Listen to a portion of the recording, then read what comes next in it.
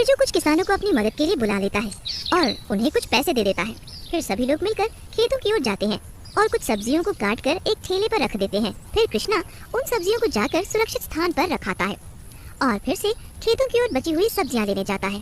तभी जोर से तूफान आने लगता है और बारिश शुरू हो जाती है।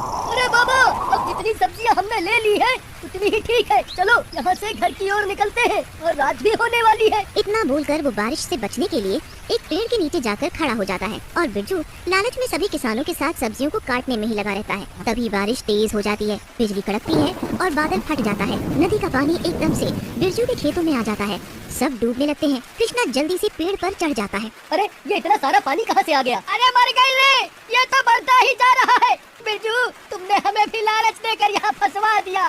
तुम्हारा बेटा कह रहा था कि अब हमें घर चलना चाहिए, पर तुम नहीं माने। अब तो अंधेरा भी हो गया। अरे भाई वो छोड़ो और वो देखो वो क्या है? कैसा मगरमच्छ है भाई, तू तो हमारी ओर ही आवत है। मर गया रे, ये मगरमच्छुआ तो भूत बन गया है। बाबा अपने पीछे देखिए, बहुत ही बड़ा और खतरनाक मगरमच्छ है, बचिए उससे। कृष्णा पेड़ पर बैठकर ये सब देख रहा होता है और चाहकर भी कुछ नहीं कर पाता। अरे भाई एक नहीं, वो देखो ये तो मगरमच्छों की पूरी पलटन ही आवत है। मुझे तो तैरना भी नहीं आवत है भाई, अब हम नहीं बचेंगे। ये तो हमें कच्चा ही चबा जाएंगे। नहीं अम्मा, अरे अम्मा बचा लो। अरे मर गया रे कृष्णा, अब मैं नहीं बचूंगा बेटा। ये बहुत सारे हैं, अपना और अपनी माँ का ध्यान रखना। अरे मर गया रे। अरे नहीं बाबा, बाबा।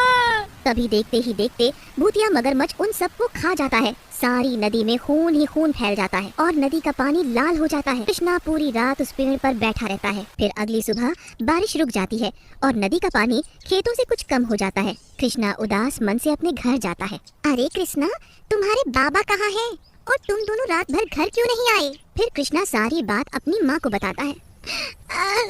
नहीं भगवान, ऐसा नहीं हो सकता। मेरे पति को मुझसे छीन लिया। सुनीता बहुत रोती है। सब गांव वाले रोने की आवाजें सुनकर वहां आ जाते हैं और भूतिया मगरमच्छों की बात सुनकर बहुत डर जाते हैं। अरे भाई अब क्या होगा? ये भूतिया मगरमच्छ हमारे गांव की नदी में कहां से आए? वो सब बातें कर ही रहे होते हैं कि वहाँ बहुत सारे पक्षी आ जाते हैं। उनकी आंखें लाल होती हैं। सब गांव वालों को काटने लगते हैं। सब गांव वाले यहाँ वहाँ भागने लगते हैं। अरे नहीं, मर गया रे। अरे चांडाल, मुझे क्यों काट रहा है? ससुरी के, मैंने तेरा क्या बिगाड़ दिया? रोज तुझे दाना डालता हूँ, तेरा नाच मिटे।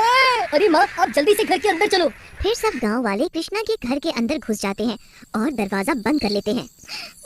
हे भगवान, अब ये क्या नई मुसीबत आ गई है? रक्षा करो भगवान, रक्षा करो। फिर कृष्णा के घर के दरवाजे पर जोर जोर से खटखटाने की आवाजें आने लगती हैं। सुनीता खिड़की से झांक कर देखती है तो बहुत सारे पक्षी उसके दरवाजे पर अपनी चोंच मार रहे होते हैं और बहुत डरावनी डरावनी आवाजें निकाल रहे होते हैं। अरे ये सब भूतिया पक्षी कैसे बन गए? सब लोग बहुत डर जाते हैं और उन्हें समझ नहीं आता कि ऐसा क्यों हो रहा है। तभी सुनीता को अजीब अजीब से जानवर दिखते हैं, जिनमें से कुछ उनकी घर की तरफ ही आ रहे होते हैं। अरे माँ, उधर देखो, वो बैल, कुत्ता और गाय, इन्हें क्या हो गया? ये सब भूतिया जानवर कहाँ से आते जा रहे हैं? तभी एक गांव वाला कहीं से आ रहा होता है और उसे भूतिया बैल मारकर हवा में उड़ा देता है और मारकर खाने लगता है। तभी चुड़ैल आती है।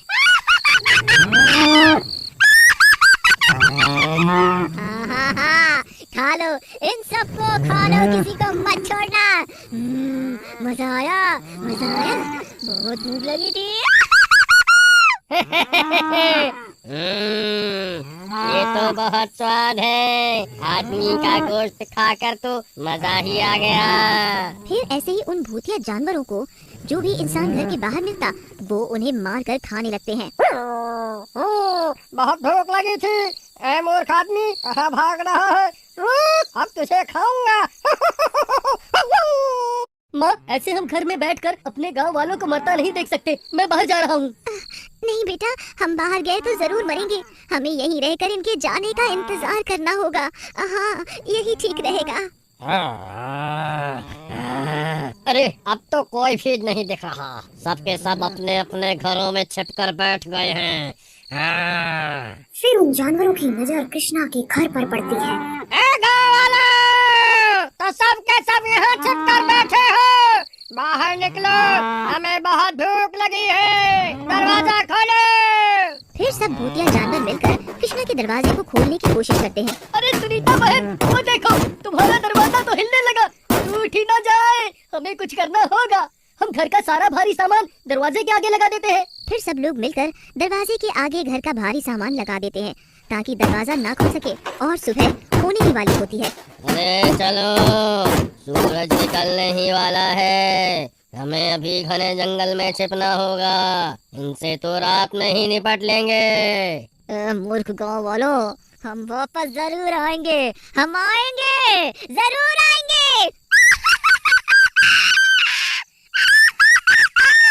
फिर वह सब भूतिया जानवर वहाँ से चले जाते हैं। ये सब भूत तो यहाँ से चले गए हैं। अब